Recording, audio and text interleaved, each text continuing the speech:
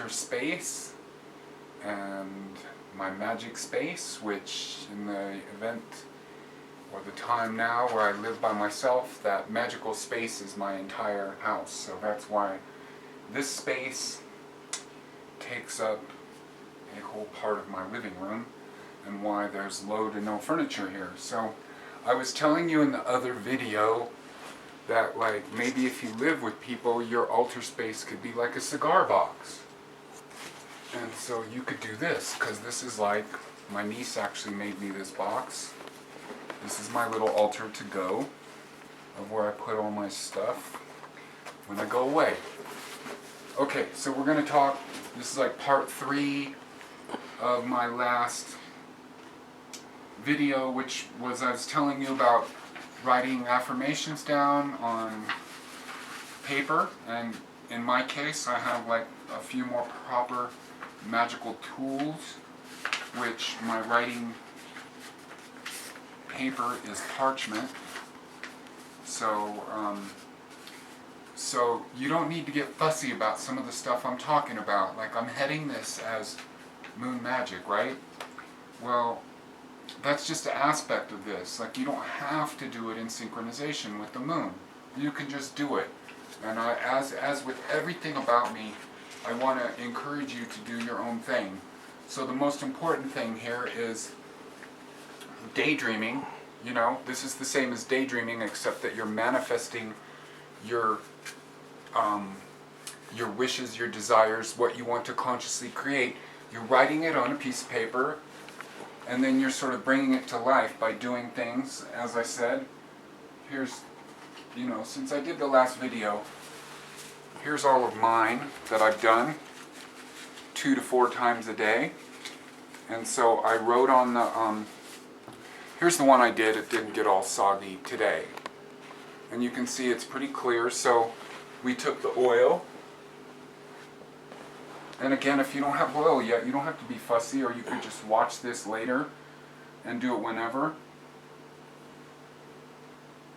And I took and I put it on my hands, and then I just took my wish, my affirmations, my what I want to consciously create, and just focus in on that and like offer it up to whatever you want to offer it up to, just to the universe. If you prefer not to deal with deities, I've always been okay with dealing with deities. I'm not picky about anything, really, in terms of like the way I'm going to tell you what I'm doing. But so, anyways, so when you rub the oil down, you can see some of these get kind of soggy. And they turn out to be like sigils. And I didn't write down the same thing every single day. In my case, you can do that. If you have like one thing, like I need $1,000, you can write that, just rewrite that exactly the same every day. Mine's like a whole bunch of stuff, and so here they all are. And so when you look at them and they're all soggy, it's like sigils, and you kind of don't remember what's on them in your conscious, or yeah, in your conscious mind, but your subconscious does. Okay, so we won't go on about that. And in case I don't get back on, Friday is full moon.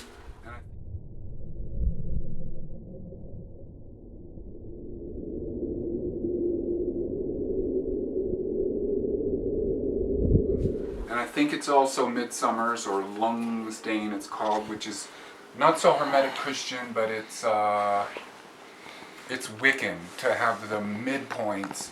You know, you have the solstice, equinox, and then on the pagan or kind of Wiccan calendar, I'm not sure which everybody incorporates the midpoints, which are Beltane, Midsummer's, Halloween, and the one in February, which is called Candlemas. And I kind of mixed up some of the titles depending on the whatever. So also I was telling you about the candle magic, which so I have all my candles lit up that I did when I talked about in the last one. I have my white candles, which I just put to the outside, and then I have, in the case of this one, the pink candles, as I told you, were, to me, they were, I'm trying to like grow a whole new, brighter, more important, more perfect part of me. The pink are like flowers. They remind me of that. And then the blue ones, and I'm not gonna get carried away with what they are. You can see that they're all got the rings in them, like I did. And so the blue, because the blue is like water to me, it represents the ocean, or like the all-encompassing nature of water in our lives as we live on this dimension. So I'm not so sure that I showed you this like so clearly. We have Jayson behind the camera, obviously, this time, so I can show you more.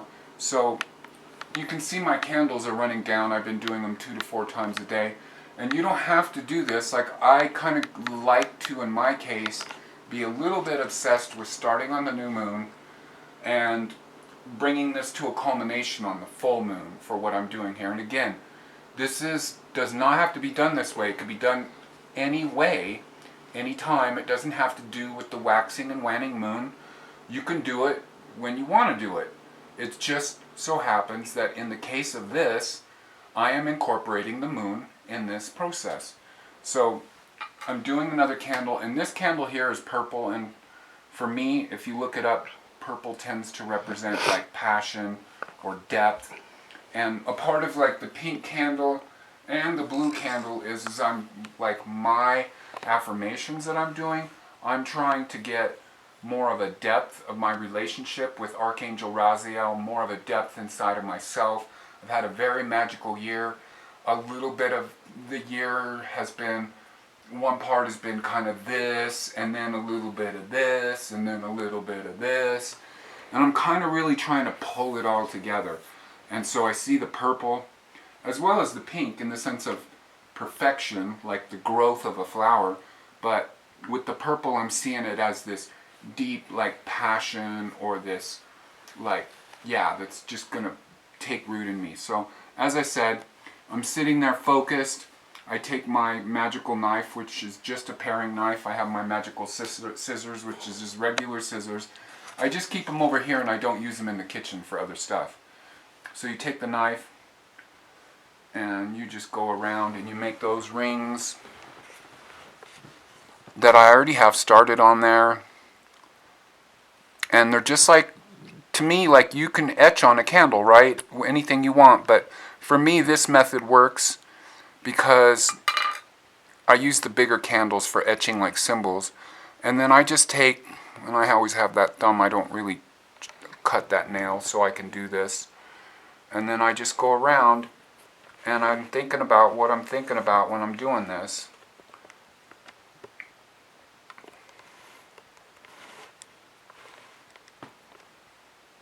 And for me, it's just like a ring on a finger when these are done. And of course, I do them all the way up. Oop. And then you grab your oil. And we already did this earlier, but I'm just kind of recapping. And you take it, your finger, and then you start at the middle of the candle and you go outward, and you're thinking about your wish. You're thinking about what you want to consciously create. And then you go the other direction from the middle outward. This is, again, this is kind of a little bit of a Wiccan thing. You don't have to do this. If you want to go from the bottom and you just want to, or you want to do like I did with the message, if you want to get it all over your hand and like rub it down, this is Keyth's anarchist ways, as with everything, the way I cook, the way I whatever. Everything about this world is left brain, about what rules, what recipes, what you should do. And that is really not necessary to be that way, because even having all this magical stuff, this is just a little tool for us to believe, because in our perfect state where we're not locked into the matrix, we could just consciously create immediately. So magic is just a little tool to trick your mind, the same as like sigils or whatever, what you want. So I light these candles up, I do my wishes, and then I'm just, in case I don't get back on in time, I'm gonna take these one at a time. I'm gonna light them on fire in like a dish or something like that. I'm gonna take the ashes, and from there you could do whatever you want to do. And I'll talk more about that. You can take those ashes and bury them in the ground, or you can put them in water, which I'm gonna do, or put them in salt water, like This is actually ocean water. It's more than salt water. And then I take these, most of the time lately I've been taking it to the ocean, part of my magical journey, and put the burned up stuff in there. And so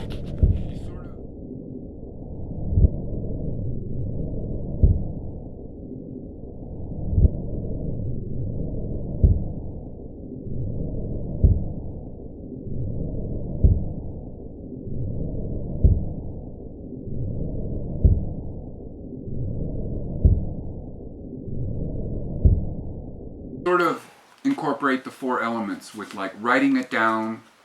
That's kind of the physical, the earth, the intellectual.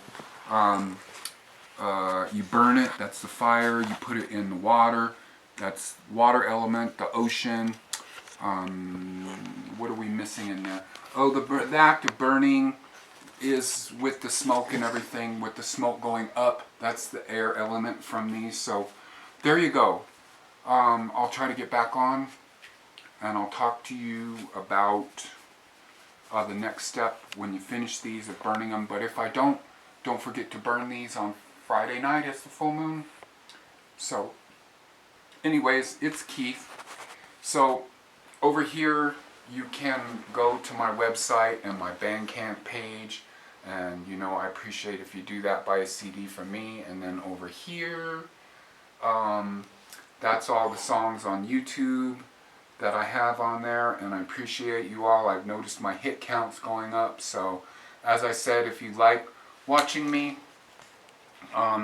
but you're not so into music or into my music, just go over there for 1 second, just give me a click for a hit, because it helps when more proper music people come there and they see that maybe I have a few hundred fans instead of 30 fans watching these videos. So what else? That's pretty much it.